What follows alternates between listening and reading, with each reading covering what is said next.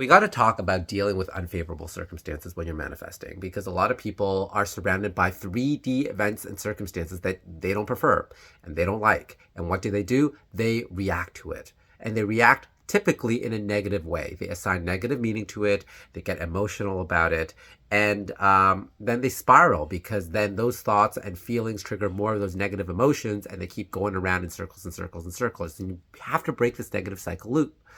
You need to get out of this negative cycle loop. You do this by becoming aware. You just become aware of this negative cycle that you've been in.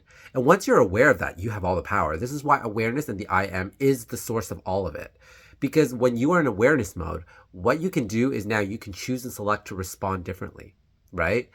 3D circumstances are not permanent. They're always temporary. They're always changing. What determines the 3D is you, your internal state of being. And you get to select that and choose that. So the best way to deal with circumstances is become the observer. Observe your ego, observe your mind. What is it telling you? Why are you reacting in that way? Why are you assigning negative meaning? It's because your state of being is still one which is aligned with the old identity. All those ego thoughts and feelings that are coming up, they're all from the ego.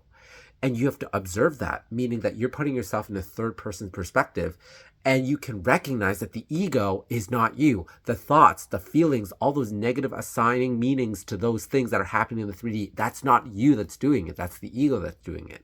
Become observant of that, become aware of that, and then choose differently. Choose another state of being. Choose a different state of being where you already have your manifestation. You view things in a way which is serving you, right? Is positive, or at the very least is neutral. And you keep doing this and persist in that state of being, and over and over and over again, you practice this and you're going to get better at it.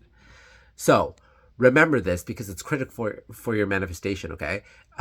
This is going to change everything. And I've seen a lot of people go through this negative cycle loop and never get out of it, because they continually choose to get trapped into it.